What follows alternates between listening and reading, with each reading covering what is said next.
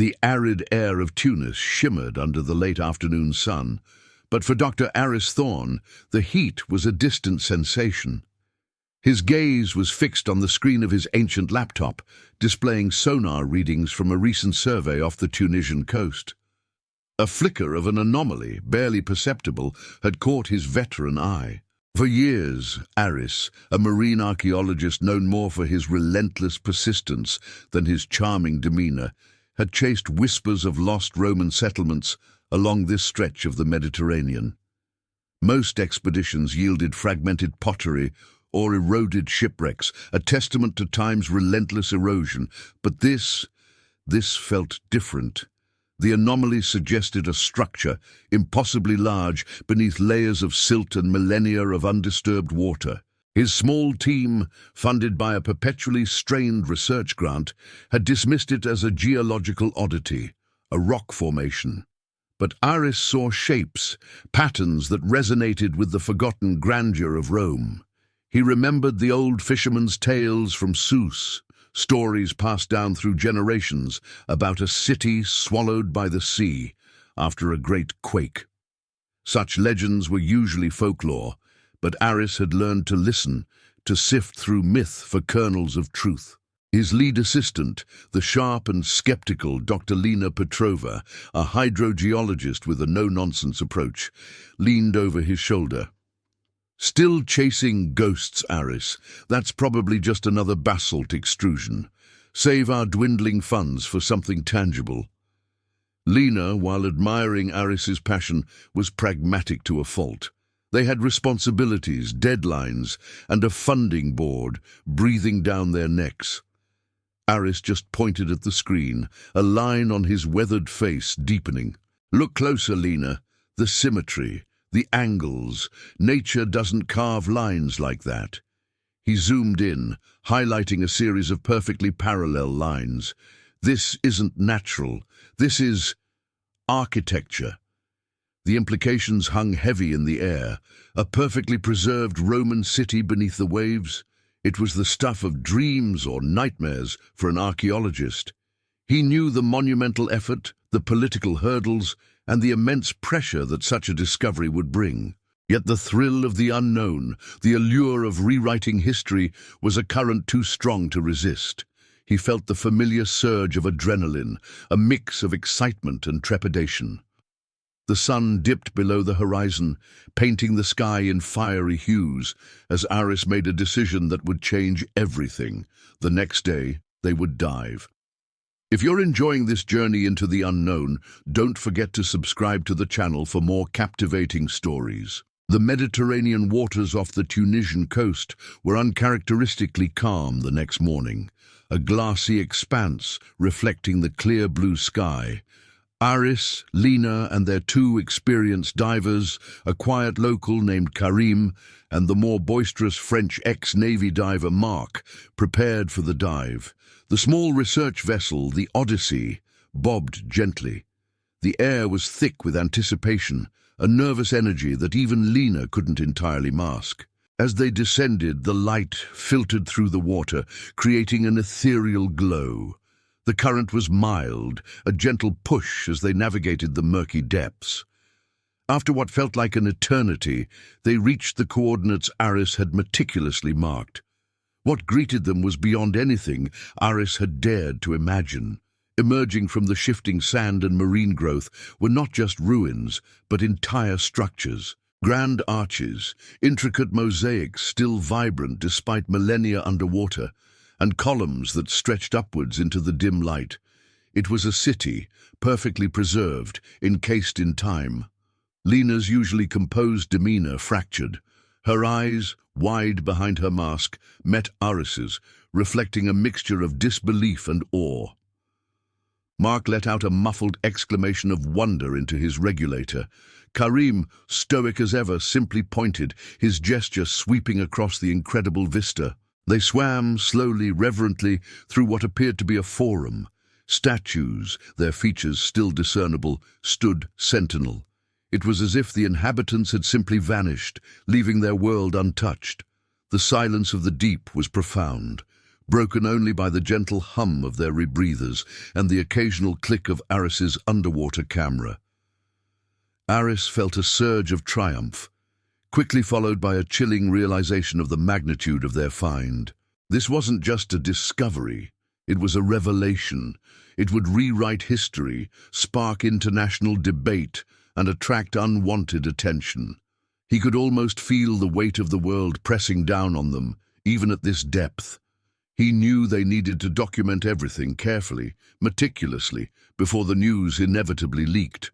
The thought of potential looters, or worse, those who would exploit such a find for political gain, sent a shiver down his spine, despite the relatively warm water. The perfectly preserved state of the city was both its greatest wonder and its greatest vulnerability. They had found a miracle, but now they had to protect it. The initial euphoria of the discovery quickly gave way to a frantic period of documentation. Aris, Lena, Karim and Mark worked tirelessly, mapping the sprawling sunken city, taking thousands of photographs and collecting initial samples. The sheer scale of the preservation was astounding. They found what appeared to be a public bathhouse, its intricate plumbing still intact, and a grand theatre with seating arrangements clearly visible. The details suggested a wealthy, thriving Roman port city, perhaps even more significant than initially estimated. One afternoon, while meticulously clearing silt from what looked like a personal dwelling, Lena uncovered a set of clay tablets. Unlike anything they had seen before, these tablets were intricately inscribed, not in Latin, but in a language that seemed to combine Punic and an archaic form of Berber, yet with Roman script. Aris, a scholar of ancient languages, recognized fragments of phrases that hinted at a unique blend of cultures. This wasn't just a Roman city, it was a cross-cultural hub, a place where empires converged and new identities were forged. The discovery of the tablets ignited a new level of excitement and urgency. These could contain invaluable historical records, shedding light on the city's inhabitants, its downfall, and its true significance. However, the presence of these mixed linguistic elements also posed a challenge, indicating a deeper mystery than a simple Roman outpost. Back on the Odyssey, a storm was brewing, both literally and figuratively. News of their prolonged stay and unusual diving patterns had reached the ears of local authorities in Sousse. A small Tunisian Coast Guard vessel approached, its patrol lights cutting through the twilight. Captain Hassan Ben Ali, a stern man with an official air, boarded the Odyssey. He demanded to know the nature of their research, his eyes sharp and suspicious. Aris tried to be diplomatic, explaining their archaeological survey, but he knew the truth would have to come out soon. The secret of the sunken city was already too big to contain, and the deeper they delved, the more they realized the implications extended far beyond academic interest. The pressure was mounting, and they knew they had limited time before the world descended upon their incredible find. Captain Ben Ali's presence on the Odyssey was a turning point. He wasn't convinced by Aris's vague explanations. His questions became sharper, probing, revealing that he had been observing their movements for days. "Dr. Thorne," he stated, his voice calm but firm, "there are rumors. Whispers among the fishermen of strange lights, unusual activity. We have a duty to protect our national heritage. What exactly have you found?" Aris exchanged a tense glance with Lena. They knew they couldn't keep the secret much longer. The preservation of the site depended on controlled access, something that would be impossible once the news broke globally. Reluctantly, Aris showed Ben Ali the underwater sonar scans, then some of the initial photographs taken of the well-preserved structures. Ben Ali's stern expression slowly shifted to one of astonishment, then awe, as he saw the unmistakable grandeur of a Roman city beneath the waves. The images spoke volumes. "This is incredible," Ben Ali murmured, his official facade cracking slightly. "A discovery of this magnitude. It belongs to Tunisia. It requires immediate protection." He was no longer suspicious, but protective. He made a series of urgent calls on his satellite phone, speaking in rapid Arabic. It was clear he was reporting their findings to higher authorities. Within hours, the quiet solitude of their research vessel was shattered.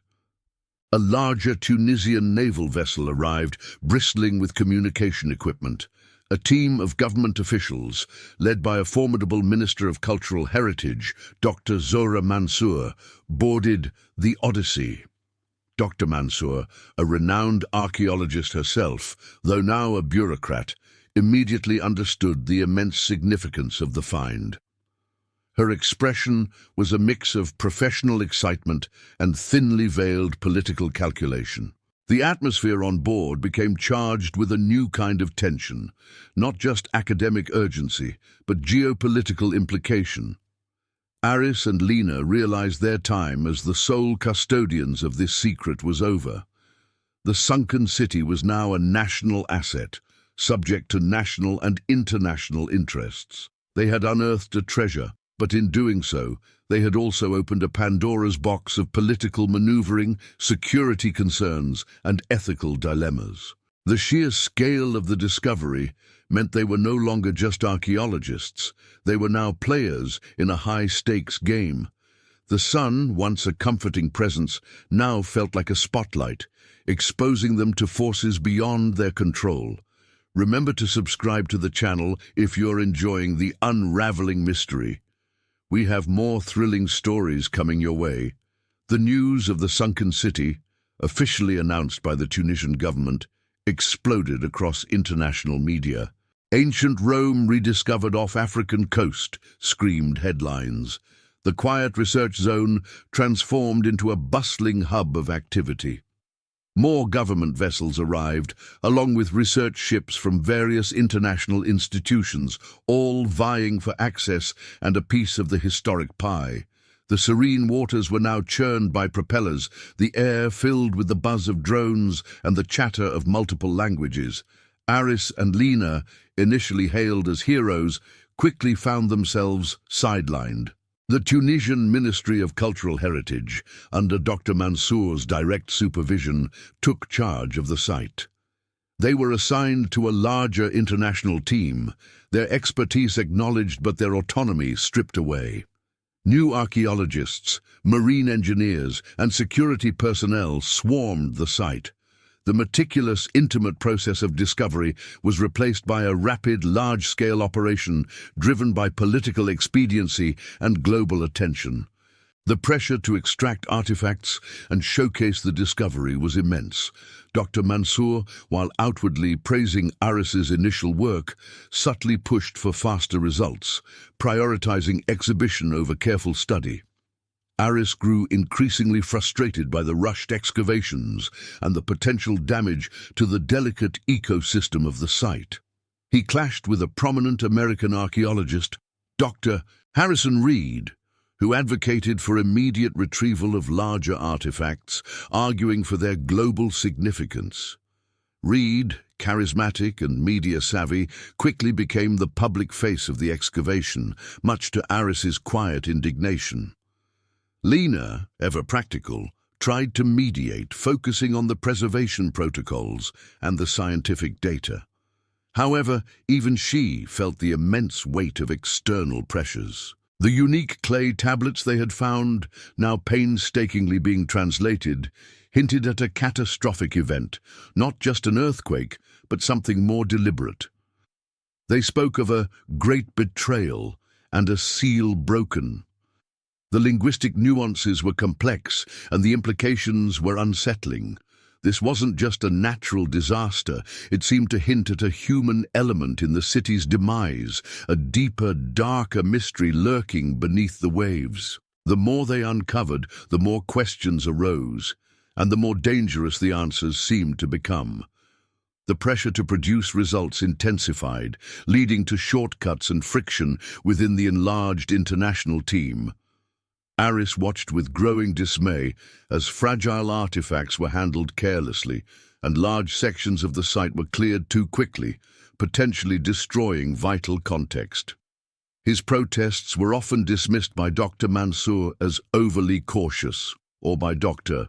Reed as academic nitpicking.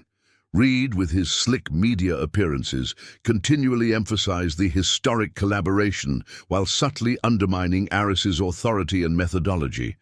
Lena, meanwhile, became deeply engrossed in the translation of the clay tablets. The initial findings were cryptic, referencing a sect known as the Keepers of the Veil and a sacred equilibrium that, once disturbed, led to the city's destruction. The language was almost ritualistic, speaking of a pact and a hidden chamber. These weren't just historical records, they read like a warning. The more she translated, the more a sense of unease settled over her. The texts hinted at a reason for the city's swift disappearance that went beyond mere natural disaster. One evening, as Aris was reviewing new sonar data, he noticed an anomaly beneath one of the larger intact buildings. Something metallic, too regular to be natural and far too deep to be part of the city's visible structure. It wasn't on any of the original scans. It was as if something had been deliberately hidden beneath the city itself, a secret layer. He tried to bring it to Mansour's attention, but she was preoccupied with a visit from foreign dignitaries. Later that night, Aris observed Dr. Reed having a hushed, intense conversation with a man he didn't recognize, dressed in an expensive suit, far from the usual archaeological attire. The man handed Reed a small, sealed envelope. The exchange, brief and furtive, stirred Aris's suspicions.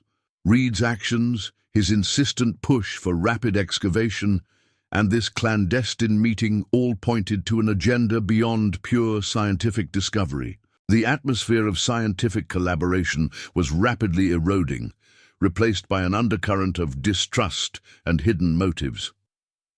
Aris realized that the biggest threat to the sunken city might not be the sea, but the human greed and ambition surfacing with its discovery. Aris, fueled by his suspicions of Dr. Reed and the unsettling implications of Lena's translations, decided to investigate the metallic anomaly he'd spotted. He convinced Karim and Mark, who shared his concern for the site's integrity, to accompany him on an unscheduled dive, under the pretense of testing new equipment. They descended to the coordinates, carefully navigating the now more crowded depths. Beneath the Grand Forum, hidden by centuries of silt and cunningly disguised stone, they found it, a secret entrance.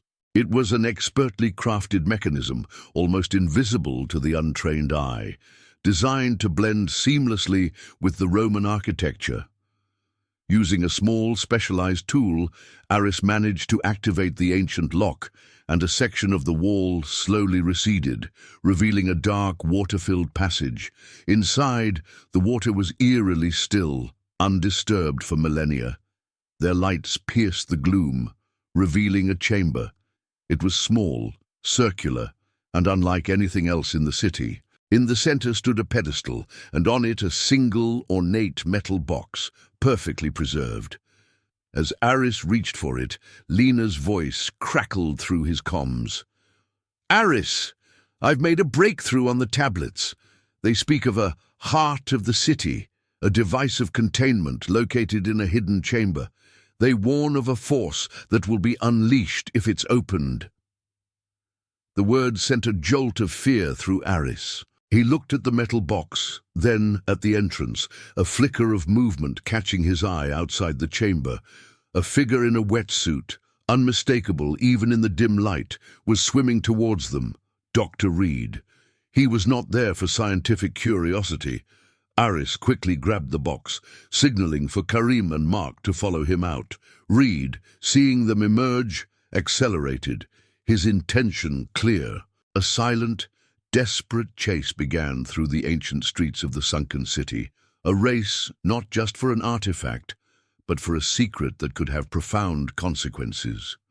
The very air around them seemed to thicken with unspoken threats, and Aris knew that the ancient warnings were not to be taken lightly. This story is just getting started.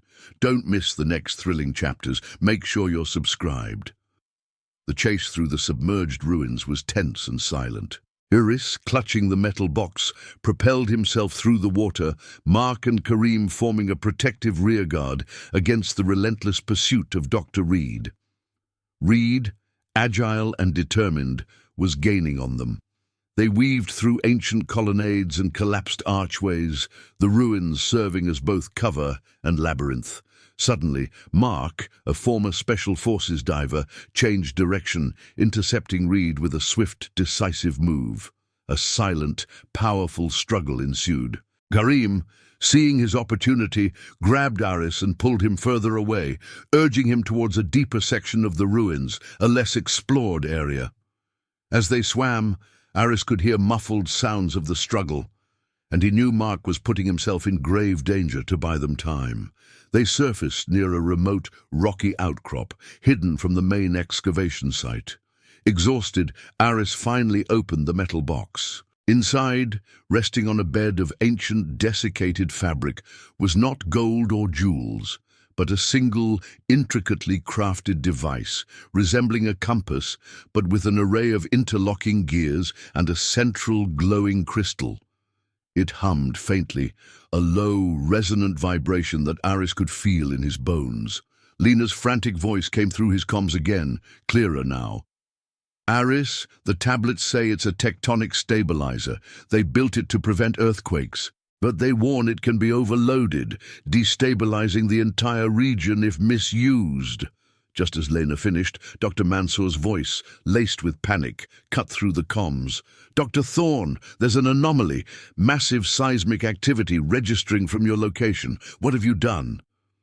Aris realized the truth. The city wasn't destroyed by a natural earthquake. It was destroyed by the malfunction or deliberate misuse of this very device. And now, by taking it from its resting place, he might have reactivated it, or worse, triggered a new catastrophic event. Reed's relentless pursuit, his desperation to get the device, suddenly made chilling sense. He wasn't after treasure. He was after control of a dangerous, ancient power. The stakes were no longer just about a lost city. They were about the lives of millions across the Mediterranean. The device pulsed brighter in his hand, its humming intensifying as the distant rumble of the earth began to make itself known. The tremor intensified, sending shockwaves through the water and across the land. On the surface, chaos erupted. Vessels rocked violently and alarms blared.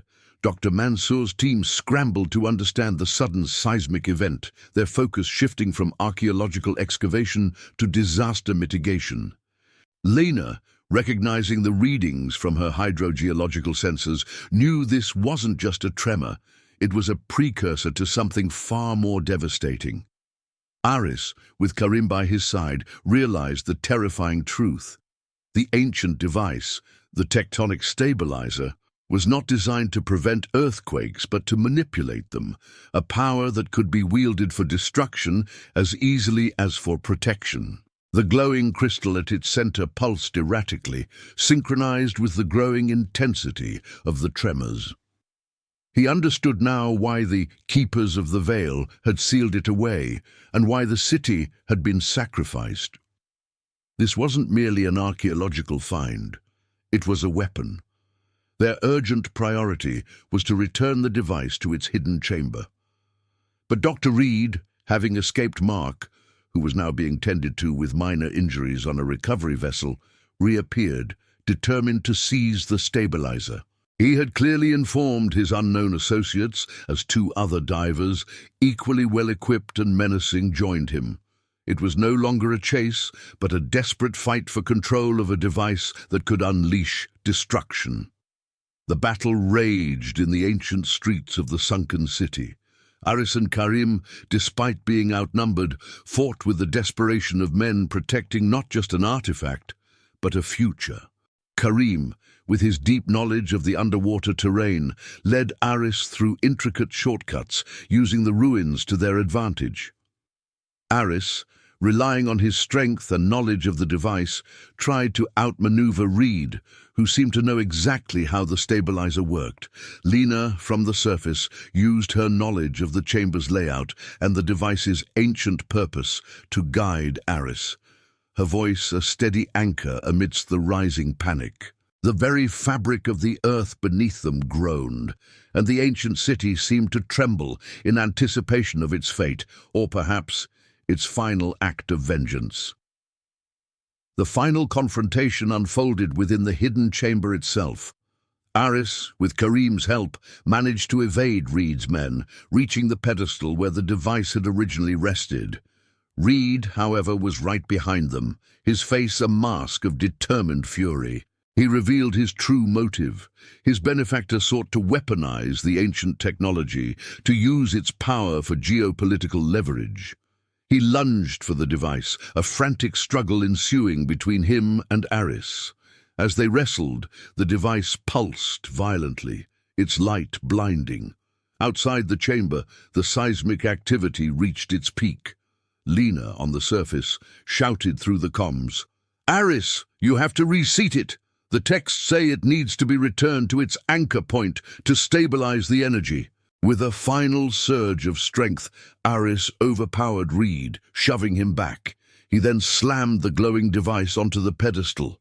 A blinding flash of light erupted from the device, followed by a deep, resonant hum that vibrated through the entire city.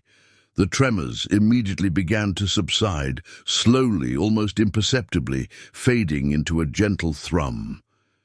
The earth had been appeased, or perhaps brought back into balance. Reed, defeated, was quickly apprehended by Captain Benali's forces, who had finally been alerted to the deeper conspiracy. Dr. Mansour, witnessing the stabilization of the seismic activity and the evidence of Reed's true intentions, was forced to acknowledge the extraordinary efforts of Aris and his team. The discovery of the sunken city had become a crucible, revealing not only ancient mysteries, but also the enduring power of human greed and the necessity of integrity. In the aftermath, the international team was restructured. Aris and Lena were given prominent roles in the ethical excavation and study of the city, working closely with the Tunisian government to ensure its protection and responsible research. The city, now safe from immediate threats, continued to yield its secrets. The clay tablets, fully translated, told a tragic tale of a brilliant civilization that had tried to control the Earth's forces and failed, sacrificing itself to contain the very power it unleashed. It was a sobering lesson, etched in stone and preserved by the sea. Aris, looking out at the calm Mediterranean from the Odyssey, knew their work was far from over. The sunken city was not just an archaeological site, it was a testament to humanity's ambition, its hubris, and its enduring struggle for balance. The sea had given up its secret, and now it was up to them to learn from it. Thank you for joining us on this incredible adventure. If you've enjoyed this story of mystery, suspense, and discovery, please like this video, share it with your friends, and most importantly, subscribe to our channel for more amazing stories like Sunken City Beneath the Mediterranean. Your support helps us bring more hidden worlds to light.